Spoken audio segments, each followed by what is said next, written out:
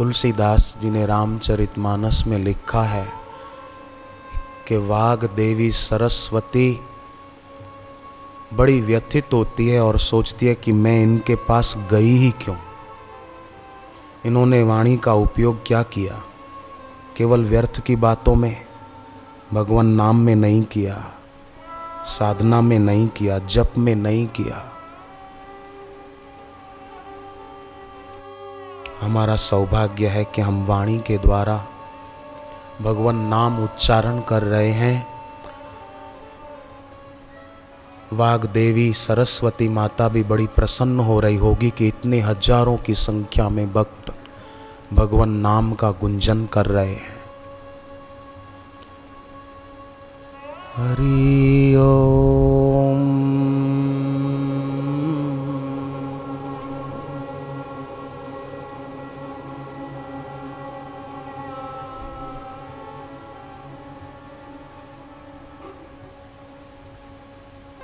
शिष्य की श्रद्धा और गुरु की करुणामयी दृष्टि दिव्य ज्योति का प्रागट्य होता है। जगी हुई ज्योत का कुछ खुटता नहीं, पर बुझे हुए दिए की ज्योत जगमगा उठती है। इतना लाभ है। आप एक बात बताएं, जला हुआ दिया शुभ शगुन माना जाता है कि बुझा हुआ? जला हुआ दिया। पानी से भरा हुआ घड़ा शुभ शगुन माना जाता है कि खाली घड़ा भरा हुआ? तो इस संसार से जब हम जाएं तो बुझी हुई ज्योत नहीं, जगी हुई ज्योत होकर जाएं। भगवान भी राजी हो जाए कि वाह भाई वाह, आज तो शुभ शगुन हो गया, मेरे सामने आज एक जगी हुई ज्योत आई है। भरा हुआ घड़ा होकर जाए शुभ शगुन की तरह, ईश्वर भी राजी हो जाए। गुरु का कुछ कम नहीं होता और शिष्य को सर्वस्व मिल जाता है। ऐसी महिमा है।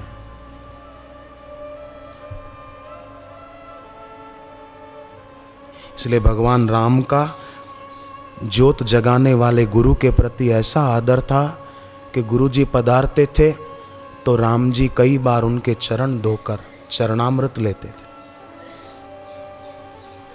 ऐसा आदर था श्री राम प्रभु का अपने गुरुदेव के प्रति। तुलसीदास जी ने लिखा है, अति आदर रघुनायक कीना, पद पखारी पादोदक लीना।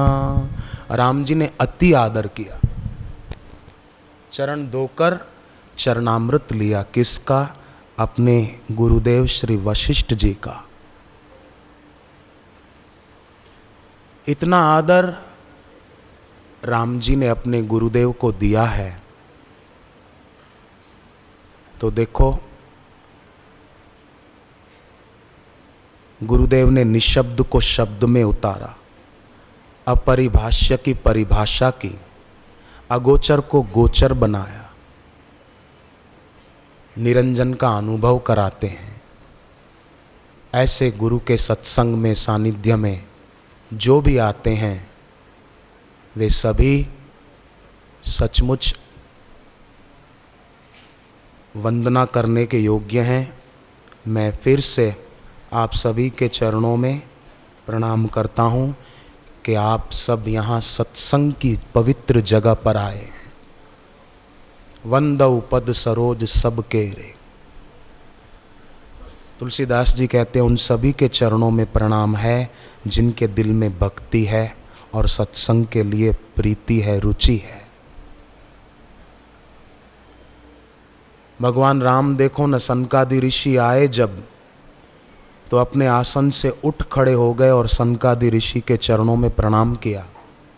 और राम जी ने कहा, बड़े भाग पाइब सत्संगा, बिनहि प्रयास हो वहीं भव भंगा। बिना प्रयास के सत्संग के द्वारा भवरोग नष्ट हो जाता है। भागवत में भगवान कृष्ण ने कहा, मेरी प्राप्ति का उपाय योग नहीं है, मेरी प्राप्ति का उपाय मात्र सत्संग है। न रोधयति माम योगः न सांख्यम धर्म एव च न स्वाध्यायस्तपस्त्यागो निष्ठापूर्तम न दक्षिणा। व्रतानि यज्ञश्छन्दासि तीर्थानि नियमायमः यथा वरुंदे सत्संगः सर्वसंगापहोहि माम। सत्संग से सभी प्रकार की आसक्तियां नष्ट हो जाती है, सत्संग से मन सत पद में ठहरता है। इसलिए छत्रपति शिवाजी ने भी अपने गुरु समर्थ स्वामी रामदास जी के चरणों में बैठकर सत्संग सुना और सत्संग को महत्व दिया। बिहार में सत्संग था बापूजी का, पटना में 98 की बात है। तो गवर्नर साहब सत्संग सुनने आए। समिति वालों ने उनके लिए कुर्सी रखी थी, ये गवर्नर साहब हैं, पर वो कुर्सी पर न बैठे, नीचे ही बैठ गए। तो बापूजी उनकी नम्रता देखकर बड़े प्रसन्न हुए और मुस्कुराते हुए कहा कि ऐसे राज्यपाल को तो चुरा कर ले जाने को जी करता है, ऐसा गुरुजी ने कहा। अब बापूजी ने तो हंसते हंसते कह दिया कि ऐसे नम्र राज्यपाल को तो चुरा कर ले जाने को जी करता है। आपको सुनकर आश्चर्य लगेगा, उसके थोड़े दिन बाद ही वो बिहार के राज्यपाल न रहे, गुजरात के राज्यपाल हो गए। सुंदरलाल भंडारी जी उनका नाम था। और ऐसा नहीं था कि बापूजी ने उन दिनों अटल जी को या किसी को कहा कि इनको गुजरात का राज्यपाल बना दो। नहीं नहीं, ब्रह्मज्ञानी महापुरुष का वचन वो तो ऐसा हो जाता है कि उसको कोई काट नहीं सकता, क्योंकि वो जब बोलते हैं तो किसी को प्रभावित करने के लिए नहीं बोलते, अपितु सबका मंगल कैसे हो। जैसे भगवान कृष्ण अर्जुन को कहते हैं, गीता के 10वें अध्याय का पहला श्लोक है। आजकल देखो ना, मैंने सुना है, देखा तो नहीं है, सुना है कि कोर्ट में केस होता है ना, तो गीता पर हाथ रखवाया जाता है कि कसम खाओ सच कहोगे। अगर बचपन से ही गीता हाथ में रखी होती ना, तो गीता पर हाथ रखने का दिन नहीं आता। बचपन से रखते।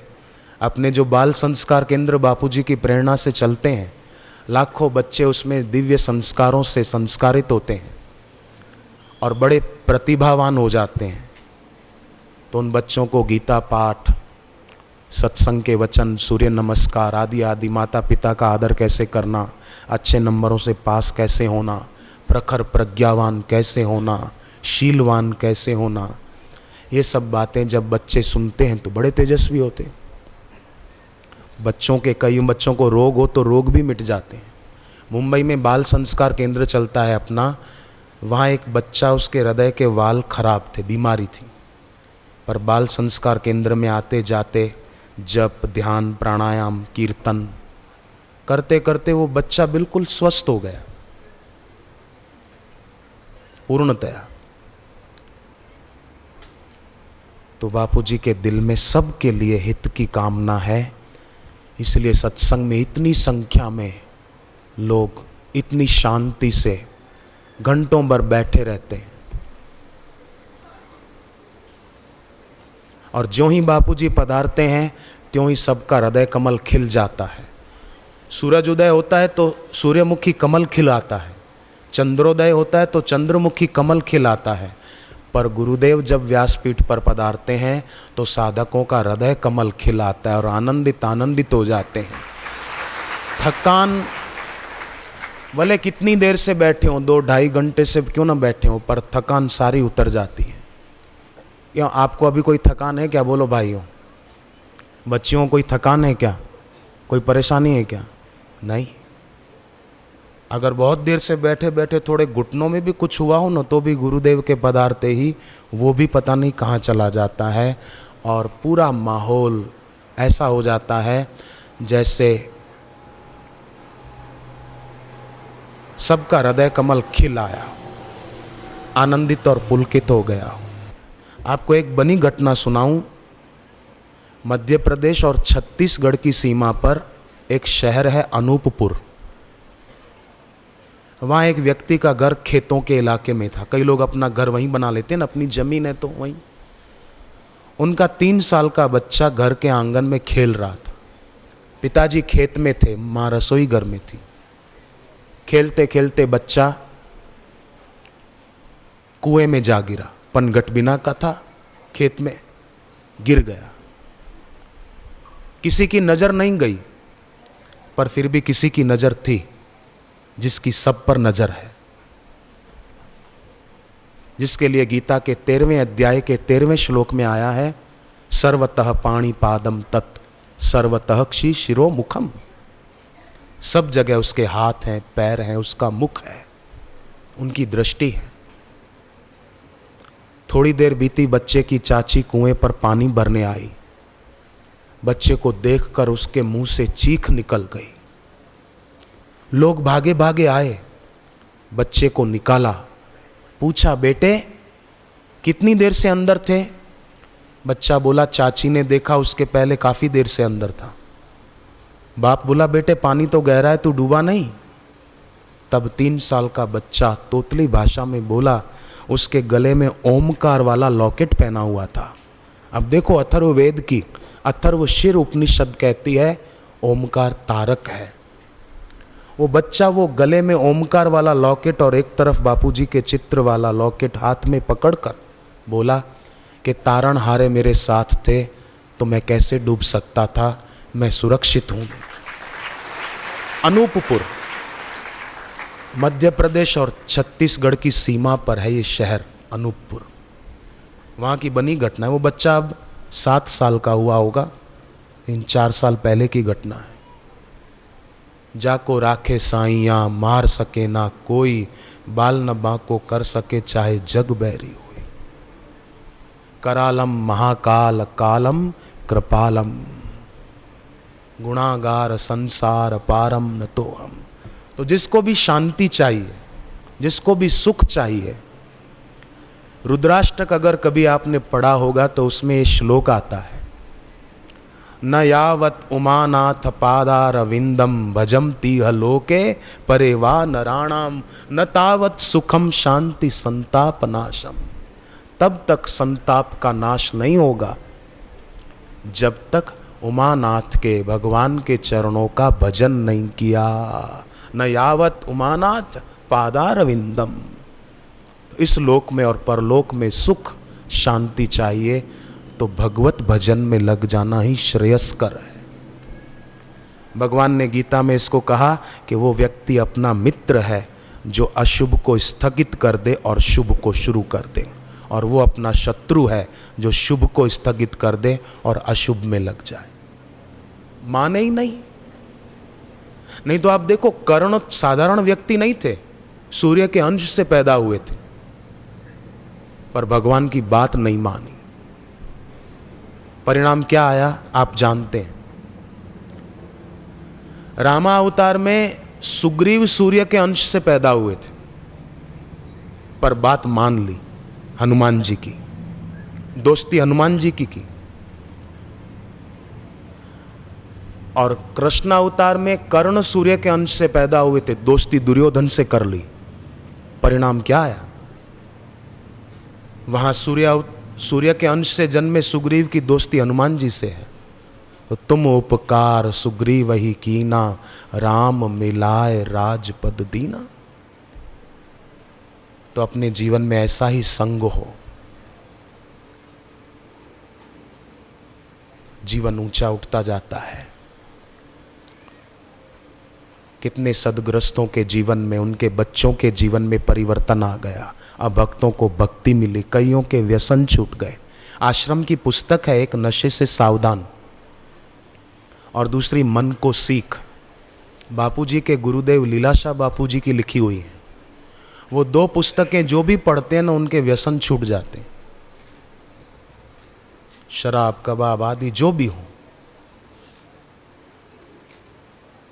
तो कितनी अच्छी बात है, समाज में आज इसी की बहुत ज़रूरत है। भगवान विष्णु ब्रह्मा जी को इस मंत्र की महिमा बताते हुए कहते हैं, सर्व विघ्न हरो मंत्र प्रणव सर्वदोषः। हरि ओम।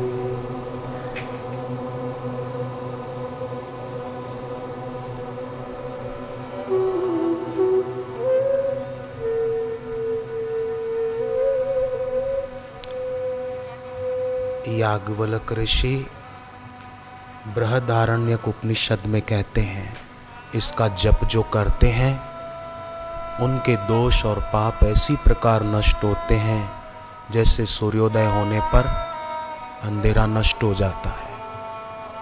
याज्ञवल्क्य ऋषि जी कहते हैं।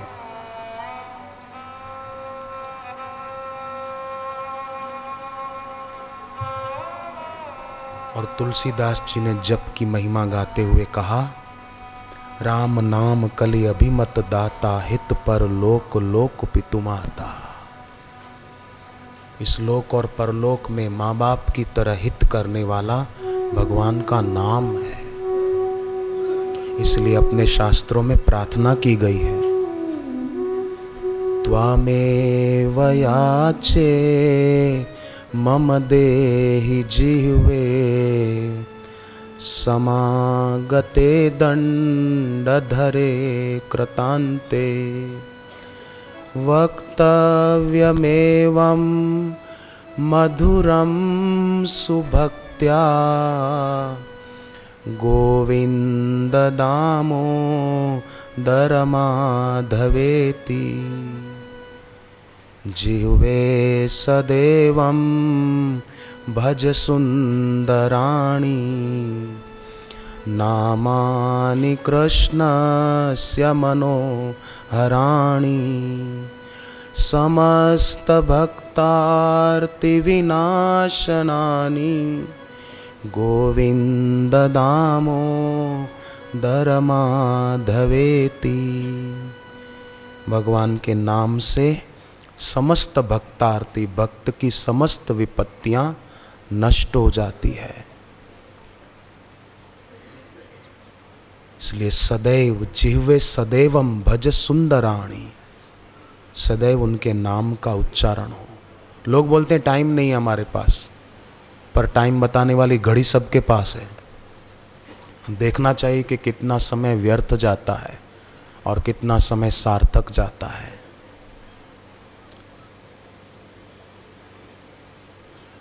धनभागी हैं वे लोग जो समाज में उच्च पदों पर आसीन होते हुए भी सत्संग में और नाम जप में प्रीति रखते हैं। मुझे लगता है ऐसे लोग जो प्रतिष्ठित यहाँ बैठे हैं आगे, मुझे लगता है इन्होंने भगवान शिव जी का वचन आत्मसात किया है, उमा कहूँ मैं अनुभव अपना, सत्य हरि भजन जगत सब स्वप्ना। जगत में कितनी भी ऊंचाई मिल जाए पर छूट जाती है, पर गुरु चरणों में बैठकर जो ऊंचाई प्राप्त होती है वो कभी छूटती नहीं है। मौत भी उस ऊंचाई को, उस कमाई को छीन नहीं सकते। सारी जिंदगी दाव पे लगा के जो कमाते हैं उसमें से कुछ भी साथ नहीं जाता, और सत्संग में बैठकर जो कमाते हैं उसमें से कुछ भी यहाँ नहीं छूटता, सब साथ जाता है।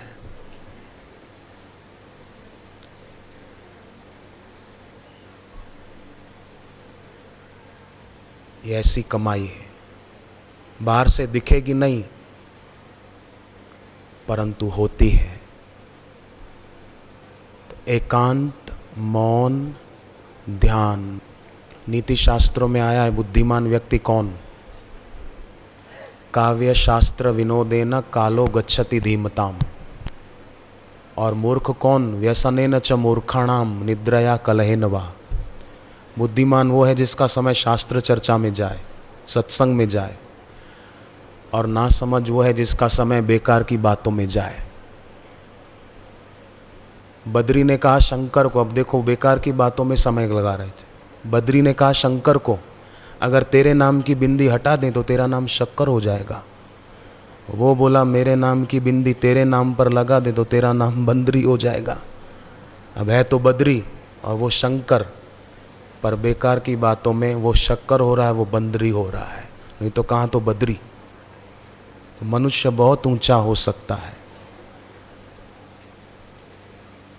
परंतु एकांत को, मौन को और ध्यान को महत्व न देने के कारण बेचारा नीचा जीवन जीता है। जो महत्व देते हैं वो सबसे ऊंचे उठ जाते हैं।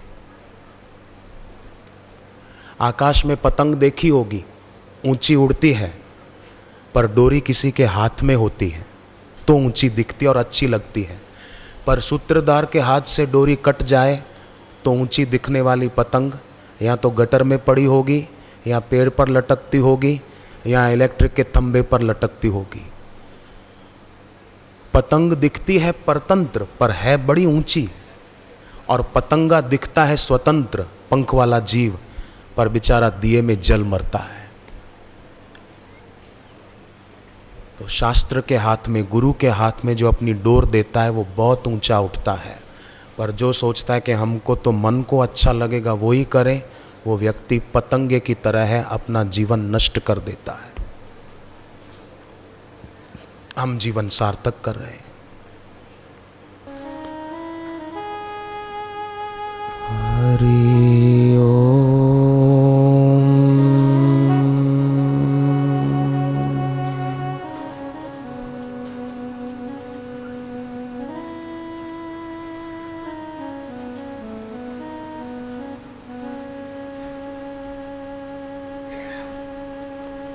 सांसारिक भोग तो ऐसे हैं जैसे पानी पे खींची हुई लकीरें, कब तक टिकेगी।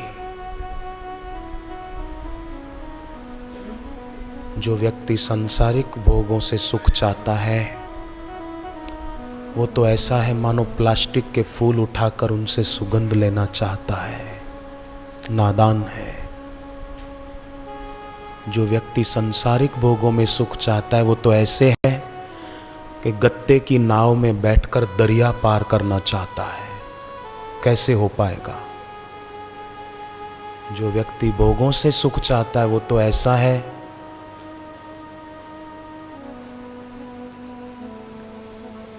बबूल के पेड़ पर हाथ डाल रहा है कि आम खाने को मिल जाएगा, कैसे मिलेगा आप सोचो।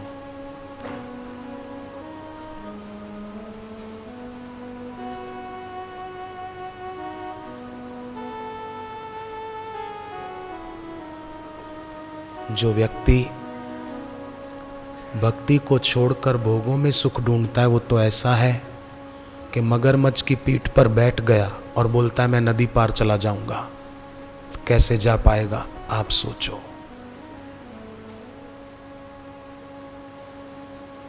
इसे तो वे लोग अच्छे, भगवान ने गीता में ऐसे लोगों को बुद्धिमान कहा।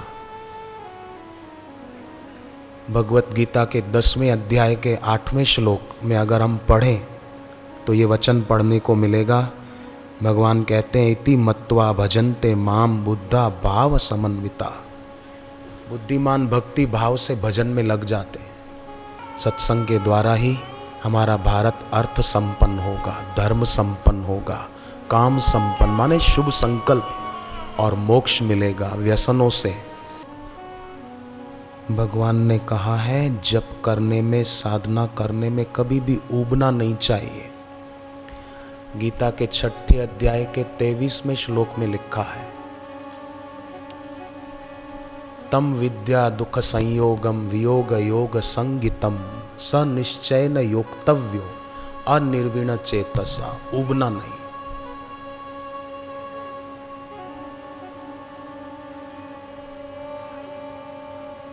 भगीरथ राजा ने ये नहीं सोचा कि मेरे दादा तप करते करते दुनिया से चले गए, गंगा धरती पर नहीं आई। मेरे पिताजी तप करते करते चले गए, गंगा धरती पर नहीं आई, तो मेरे तप करने से गंगा जी कैसे आ जाएगी। ये भगीरथ राजा ने निराशाजन्य विचार नहीं किया, उत्साहजन्य विचार किया और तप में संलग्न हो गए तो गंगा जी धरती पर आ गई। निराश नहीं हुए, ऊबे नहीं। जैसे पार्वती जी तप करने बैठी तो निराश नहीं हुई, ऊबी नहीं, अपितु नित नव चरण उपज अनुरागा, बिसरी देह तप ही मन लागा।